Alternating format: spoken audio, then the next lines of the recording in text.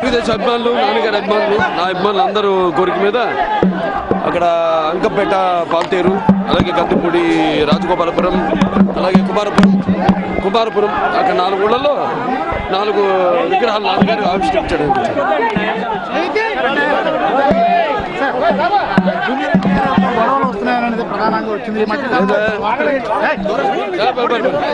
లేదా అటువంటిది ఏం లేదు. నాకు ఎటువంటి విషయం తెలీదు, నాకు ఎటువంటి సంబంధం లేదు అని.